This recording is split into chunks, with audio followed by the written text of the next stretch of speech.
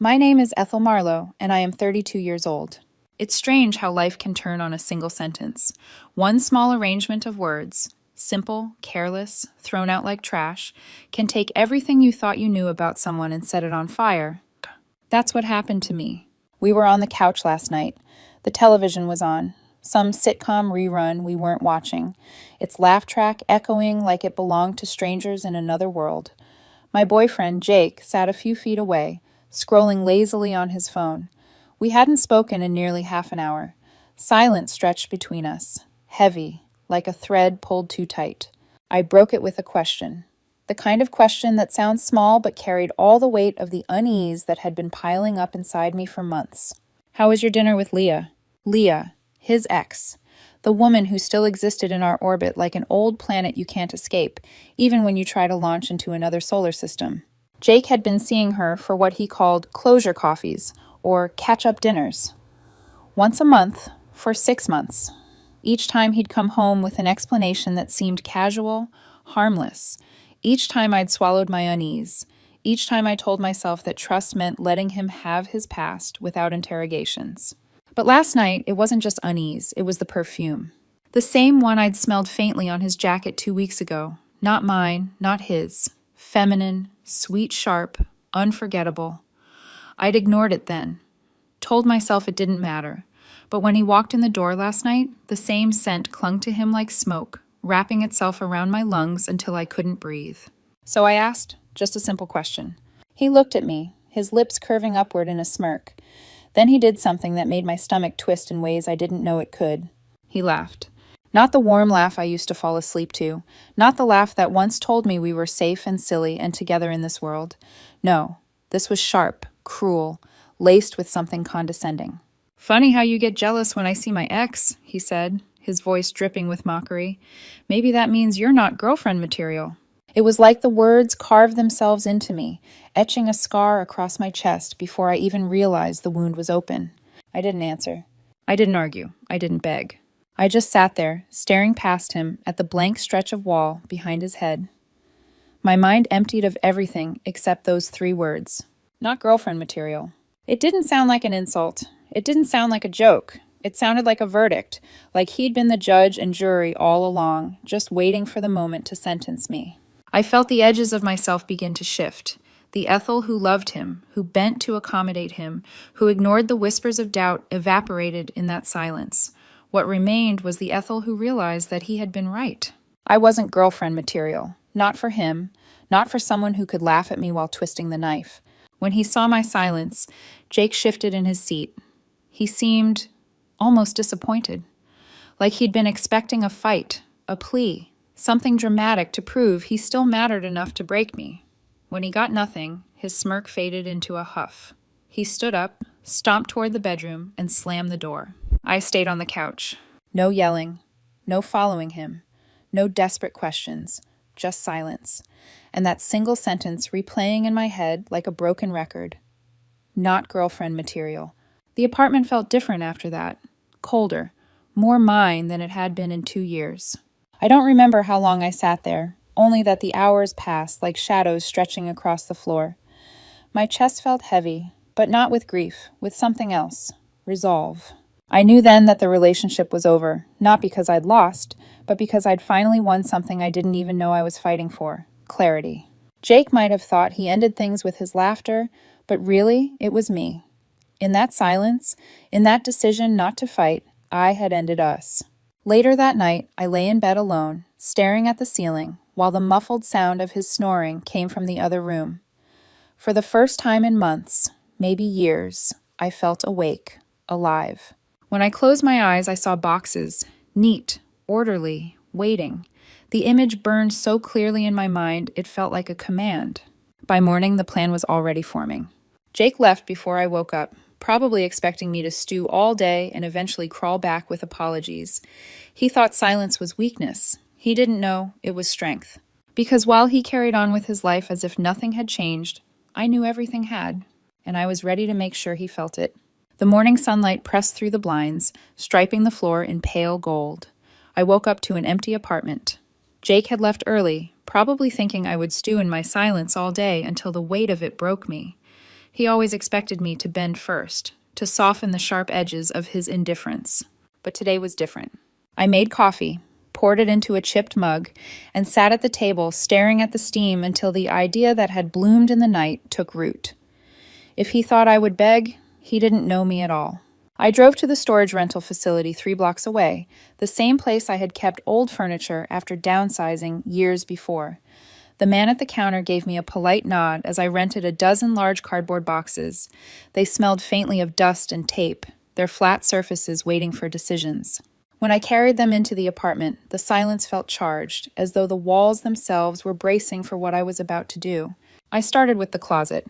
Jake's shirts, polos, jeans folded into piles. I packed them carefully, methodically. No rage-fueled tearing, no bitter tossing. Every piece was wrapped with a strange, almost reverent precision. His winter coat still smelled like cedar from the hanging sachets he insisted on buying. I folded it gently, pressing it flat into a box. The dresser came next. His colognes lined like soldiers, ties and colors he rarely wore, but couldn't part with. I wrapped the bottles in tissue paper, tucked them snugly together. The watches took longer. Bands, cases, cufflinks he'd left tangled in a tray. I separated them, placing them in a padded box as though they were relics from another life. It felt less like eviction and more like exorcism. With each object that disappeared into cardboard, I felt a weight lifting from my chest. By noon, I'd cleared the living room. His decorative trinkets, the ceramic owl he bought at a flea market, the framed quote about love that hung above the TV, the lavender-scented candles that had always given me headaches, all of it gone into boxes. The shelves stood bare, the surfaces empty, the space breathing again. I didn't cry, not once. The tears had dried long before the laughter last night. This wasn't grief, this was resolve. At 3 p.m., the apartment looked like it had never belonged to him at all. 12 boxes lined up neatly by the door, stacked like soldiers waiting for orders. And I knew exactly where to send them. I pulled open the drawer of the side table, searching until my fingers brushed against paper, an old Christmas card. Jake had tossed it aside months ago, but I'd kept it. The front showed a snowy landscape with red script that read season's greetings. Inside, Leah's handwriting, neat and precise, had scrawled, "Hope the new year brings peace." Her address sat in the corner. I typed it into the courier website. Same-day premium delivery. Pricey, $227.50, but worth every cent. I scheduled the pickup for 4 o'clock, printed the receipt, and taped it to the coffee table as though it were a final signature on a contract. The delivery man came on time, his dolly squeaking under the weight of 12 boxes filled with a relationship that had rotted from the inside out. By 4:15 p.m., they were gone. Out of my apartment, out of my hands, out of my life, and straight to Leah's doorstep. I ordered a pizza and waited. The first call came at 7:03 p.m. His name flashed across the screen, familiar and poisonous. I let it ring. The voicemail icon blinked, and I pressed play. His voice was frantic, shrill, teetering between panic and disbelief. "Ethel, where's all my stuff? What did you do? This isn't funny. Call me back right now." I didn't. The second call came 5 minutes later, then the third, the fourth. By the time he hit 6, my phone buzzed with relentless desperation. I silenced it, set it face down, and took a bite of pizza. Then came the texts. At first, confusion. "Did you move my things? Where are they?" Then, anger. "You psycho! You can't do this to me." Then, threats. "If you don't answer, you'll regret this." I read them all without replying, watching the storm build from behind a thick pane of glass. It was strangely liberating, seeing him scramble for control and realizing he had none left. For once, I wasn't the one unraveling. The apartment was quiet except for the hum of the refrigerator and the low buzz of the TV I'd left on for company. Each text that lit up the screen felt smaller, more desperate, more powerless. I leaned back on the couch, chewing slowly, savoring the calm that came with the chaos. It was a strange kind of peace, the kind that comes not from silence alone, but from the knowledge that you've drawn a line and stepped across it. That there was no going back, no undoing what had been done. Jake could scream into the void all he wanted. His words couldn't touch me anymore, because every single piece of him was already at Leah's door. For a day, there was silence. a strange, heavy silence that felt almost suspicious. The calls and texts had stopped, though I could see the read receipts confirming he'd scrolled through my lack of replies, like an addict chasing the last hit. But peace doesn't last when someone like Jake feels cornered. The next morning, the phone buzzed again. A new number. I answered out of curiosity, putting it on speaker. "Ethel!" a woman's voice snapped, sharp and hostile. "I don't know what kind of sick game you're playing, but you cannot just throw Jake out on the street. He has rights. He lives there. You need to let him back in to get his things." Jake's mother, Karen. The tone in her voice wasn't surprise or confusion. It was accusation. She came in swinging, no greeting, no courtesy. She spoke like a prosecutor already convinced of the verdict. I waited until she finished. Let the silence stretch. Then I said, calm as glass, "Good morning, Karen. All of Jake's belongings have been delivered to him. He should check with Leah. As for living here, he never did. I'd suggest you review the lease agreement for apartment 4B. Silence, just for a second, then a scoff. "What does the lease have to do with anything?" "Everything," I replied. Because this wasn't a spur-of-the-moment decision. It was the first pillar of my plan, a fortress I had quietly built while Jake thought I was just nodding along. When we moved in together, only my name went on the lease. He'd just started a new job, his credit wasn't great, and he brushed it off as simpler to let me handle the paperwork. At the time, it had felt like a gesture of support, a way to say, "I've got you covered." Now it was my shield. Section 7, subsection C of the lease was crystal clear. Occupancy by any single guest is limited to a period not exceeding 14 consecutive days without prior written consent from the landlord. Long-term guests must be formally added to the lease agreement. Jake had been a guest for 2 years. Never once had I asked for consent to add him.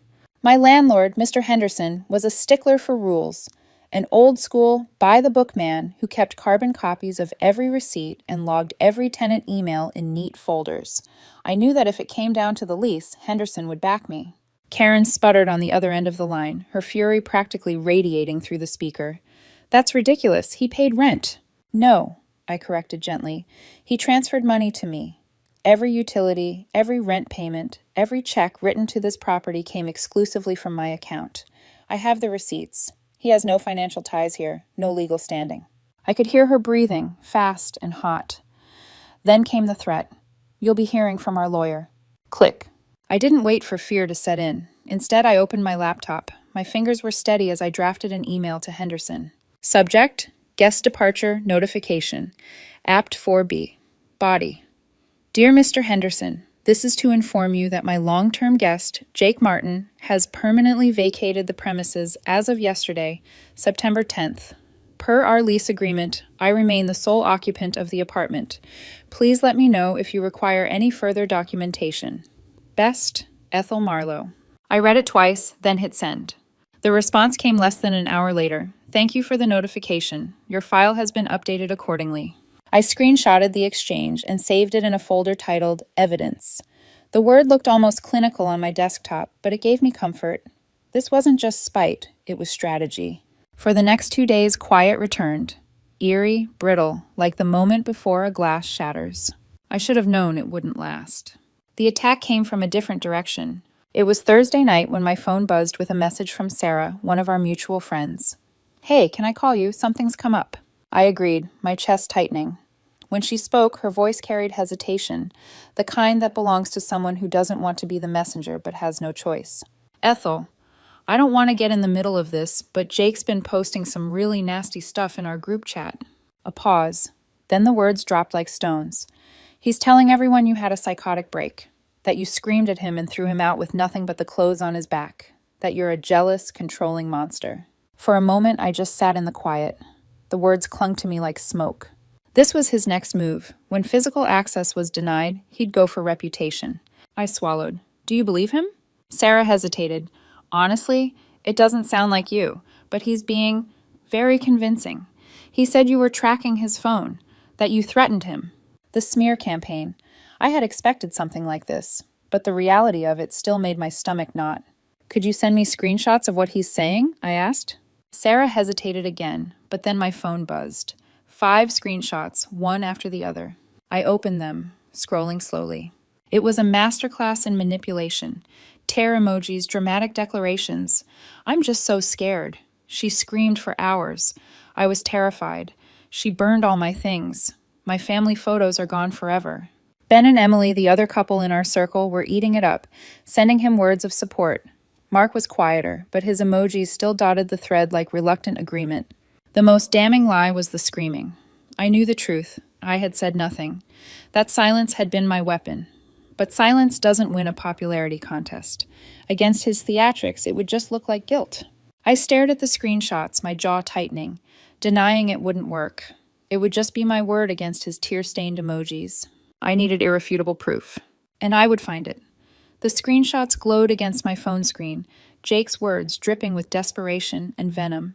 I'm terrified. She screamed at me for hours. She destroyed my things. I don't even have photos of my childhood anymore. Lie after lie after lie. I felt a coldness bloom in my chest. Not the heat of anger, but the chill of recognition. This was the next battlefield. If he couldn't control the apartment, he'd control the narrative. And our friends, our so-called friends, were his audience.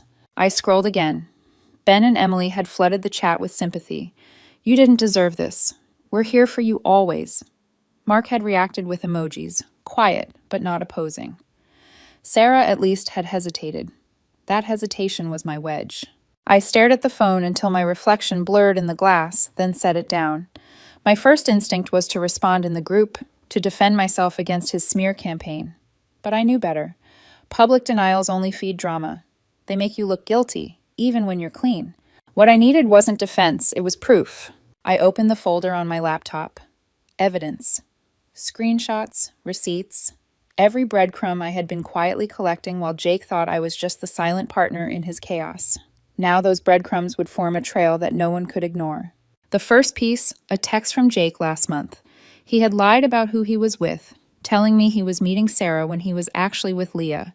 The text sat in black and white, his own words betraying him. The second, the courier receipt, time-stamped and detailed, showing I'd spent over $200 to send all 12 boxes of his belongings safely and professionally to Leah's address. No burning, no destruction, just methodical removal. The third, the final text he had sent me before everything ended. I had written, "Hope you had a good time, feeling a bit weird about it all. Can we talk later?" His reply had been dismissive, cruel in its simplicity. "Stop being so insecure. It's not attractive. We're just friends. If you can't handle it, that's your problem." I compared that to the tear-filled monologue he'd shared in the group chat. The contrast was staggering, his casual dismissal beside his new claim of being terrified by me. It wasn't just proof, it was a mirror showing his contradictions. I drafted a message, not to the group, but to Mark and Sarah, the two most rational, the ones who still might believe me if given the truth. Hey guys, I'm not going to engage in a public argument, but I do want you, our closest friends, to know the truth. I'm attaching 3 things.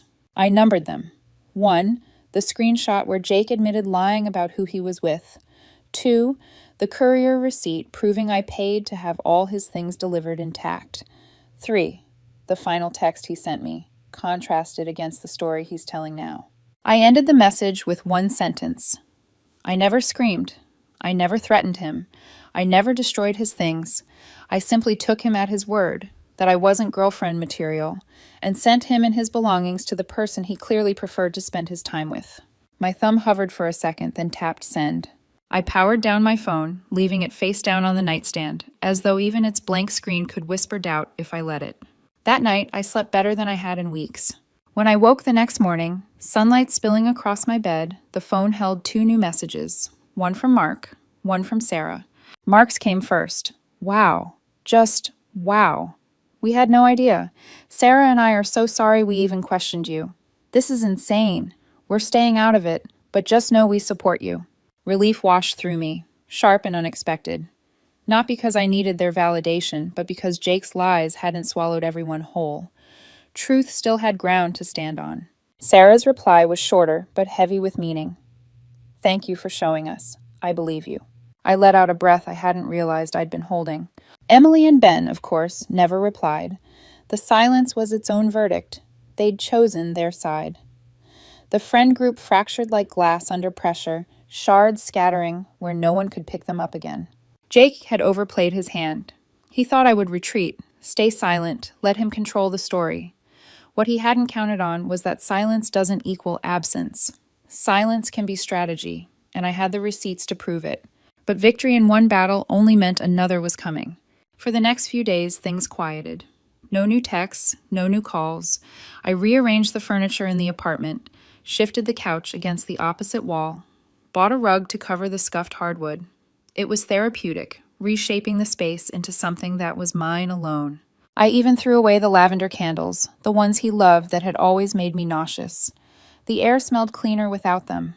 For a brief moment, I thought it was done, that Jake, cornered by proof, had retreated to lick his wounds. But people like him don't retreat. They regroup. And when the next strike came, it wasn't through friends or family drama. It came disguised as sentimentality. It was a Tuesday afternoon when the next strike arrived. The day was ordinary in every visible way. The hum of my laptop, the whir of the ceiling fan, the muted city sounds drifting through the window. Ordinary, until my phone lit up with another unfamiliar number. I debated letting it ring, but curiosity won. I answered. "Ethel!" came the voice, syrupy and false sweet. Karen. Something in her tone was different this time. Not the clipped fury of our last conversation, but something smoother, practiced, like honey poured over a blade. "Listen," she began, her voice wobbling with a performance of emotion. "I know things have been tense, but we have a real problem." Jake realized that in the rush of everything, a very important family heirloom was left behind. It's his great-grandmother's pocket watch. It's been in our family for generations, absolutely priceless, sentimentally and financially. I stayed quiet. I wanted to hear the whole play. "He thinks it might have slipped behind the dresser in your bedroom. We wouldn't bother you, but it's so important to him. Could we arrange a time for him to come by? Just 5 minutes. I'll come with him. We'll be in and out." Her voice cracked on the word important. It was a performance so obvious it almost insulted me. My blood ran cold, not because I believed her, but because I didn't. This wasn't about a watch. This was a Trojan horse. I could see the plan clearly. Once Jake stepped inside, he wouldn't leave. He'd claim tenancy, argue he was a resident, and then the legal nightmare would begin. A simple heirloom story as cover for invasion. And Karen thought I'd fall for it. I let the silence drag long enough that I could almost hear her nerves fraying on the other end. Then, with a steady voice, I said, "That does sound serious. Let me check something. I have a security camera in the living room pointed at the front door. Installed it a few months ago after a package was stolen. It records on a loop." I paused deliberately. "I'll review the footage from the morning Jake left. If he wasn't wearing the watch, then maybe it's still here. I'll call you back in an hour." The silence that followed was sharper than any scream. I could hear her gears turning, the panic just beneath the surface. "Oh," she finally said, her voice shrinking. "A camera. I see." "Yes," I said, my tone as calm as a scalpel. "For security. I'll check the footage and let you know." I hung up before she could recover. My hands shook slightly, not with fear, but with the adrenaline of knowing I had just called their bluff. I went straight to my laptop, pulling up the camera's archive. The feed was simple, grainy, but clear, time-stamped down to the second. I scrolled back to September 10th, the morning Jake left. There he was, 8:12 a.m., opening the door, bag slung over his shoulder. He paused, adjusted his strap, glanced back briefly, and there it was, against the dark fabric of his shirt, unmistakable even in the pixelated footage, the pocket watch chain, gleaming softly in the morning light. Not forgotten, not lost, worn proudly as he walked out of my life. I clipped the footage, zooming in on the watch until there could be no doubt. 15 seconds of irrefutable proof. I attached the video to an email addressed to Karen. Subject: found it. Body: good news. The watch wasn't left behind after all. See attached video from 8:12 a.m., September 10th. I hit send, and then I waited. But there was no reply. Not a call, not a text, not even the bluster of a weak excuse. Nothing. The silence stretched through the evening, then into the next day, and in that silence I realized what had just happened. I had exposed not just a lie, but a conspiracy. Jake had tried to regain entry. Karen had helped him, spinning sentimentality into a weapon, and both had been caught red-handed. It was checkmate. They had no countermove, no way to spin the footage, no excuse that wouldn't make them look desperate and manipulative. I leaned back in my chair, staring at the paused image of Jake frozen in the doorway with the watch bright against his chest. The humiliation must have been unbearable for them. To be caught so completely, so undeniably, to have their scheme collapse under the weight of a simple camera. For me, it was more than victory. It was vindication. Proof that I wasn't paranoid, proof that my instincts had been right all along. And for the first time since Jake had laughed at me on the couch, I felt something close to peace. The video sat in my sent folder like a weapon that had already struck its target. I didn't need to wait for a reply. Silence itself was proof of impact. No angry rebuttal, no rantic explanation, no blustering defense. Just nothing. And in that nothingness, I found freedom. For days afterward, my phone remained eerily quiet. No calls from Jake, no emails from Karen. The steady drip of drama that had once filled my life had dried up completely. At first, I didn't trust it. I kept expecting the next ambush, the next scheme, but each day that passed without a message was like breathing cleaner air. The apartment, stripped of his presence, seemed larger. My footsteps echoed differently in the hall. The couch no longer smelled faintly of his cologne. The silence wasn't suffocating anymore. It was peaceful, almost sacred. I decided to reclaim the space, piece by piece. The first thing I did was move the furniture. The couch that had once been our shared island of detachment, I dragged to the opposite wall. My muscles ached, but the ache was liberating. With every shove, every scrape of wood against floor, I was erasing his imprint. Next, I bought a rug. Not the minimalist one he had insisted on, with its gray tones and sterile lines. Mine was warm, patterned with reds and golds, alive with color. It transformed the room instantly. I even bought new throw pillows, softer than the stiff decorative ones he'd chosen for aesthetics over comfort. For the first time in 2 years, I sat on my own couch and sank into cushions that welcomed me instead of stiffening under me. The lavender candles were the next to go. I gathered every last one from drawers, shelves, and boxes.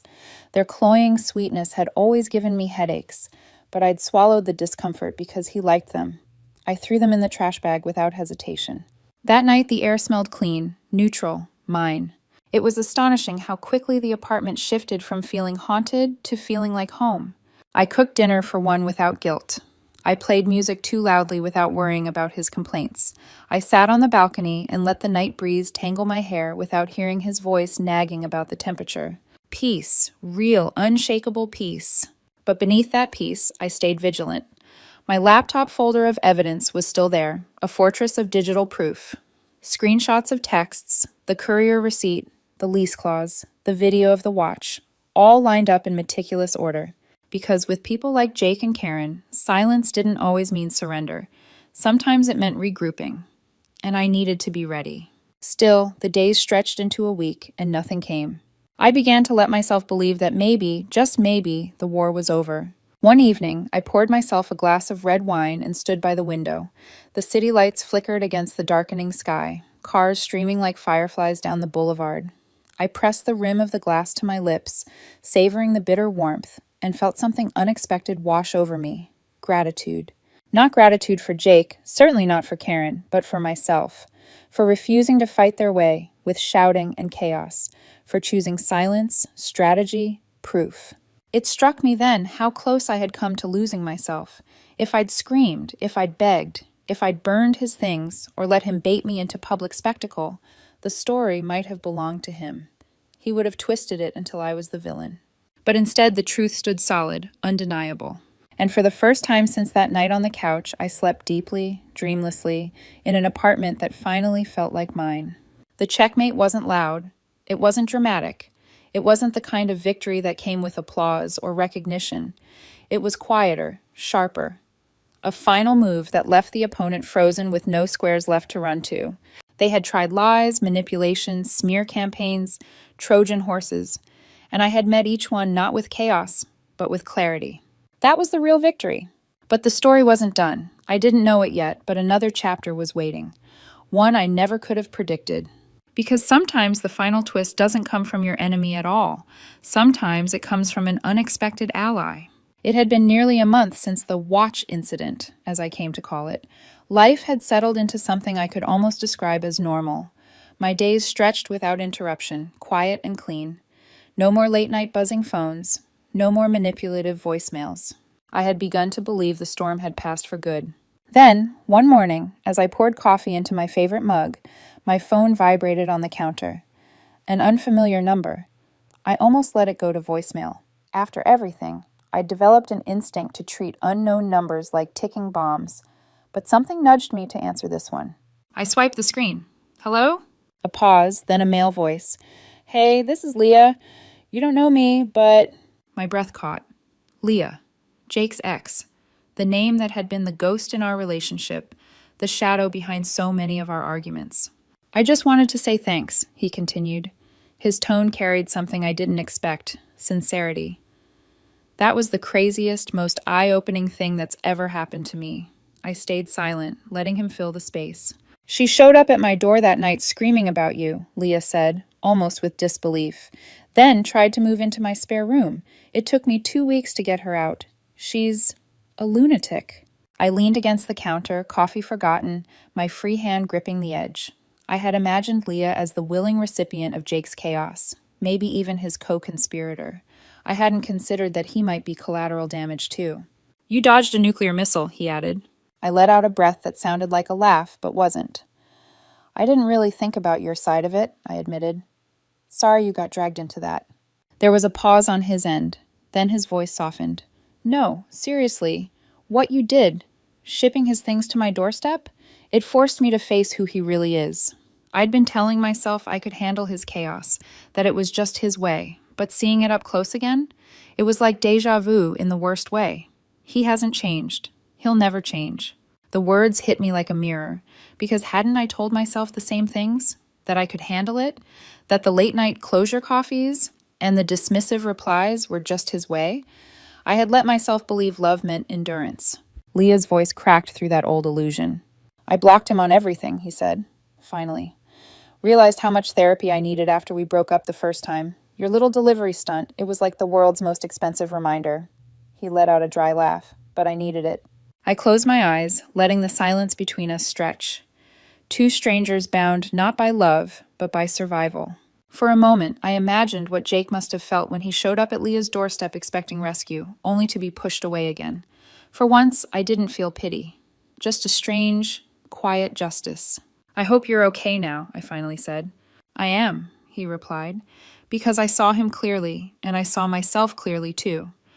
That's the closure I didn't know I needed, and I guess I owe you for that. He didn't linger after that, just a short farewell, and the line went dead. I set the phone down on the counter, my coffee now cold. It wasn't relief I felt. It wasn't victory either. It was something stranger, harder to name. Solidarity, maybe. The realization that Jake's chaos wasn't just mine to bear, that he had left a trail of wreckage behind him, and Leah and I were just two people who had survived it. For so long, I had thought of Leah as the enemy, the ex whose scent on Jake's jacket confirmed my worst fears, the shadow Jake let back into his orbit. But in the end, he was just another witness to the same storm. And in his unexpected gratitude, I found something close to closure. That night, I sat on the balcony with a blanket wrapped around my shoulders, staring at the city lights. For the first time, I didn't replay Jake's laugh in my mind, or his cruel words, or his endless lies. I thought instead about survival, about how sometimes the greatest gift is not winning, but walking away intact. The truth was simple. He hadn't broken me. He hadn't broken Leah either. And in that quiet, I felt the story beginning to end.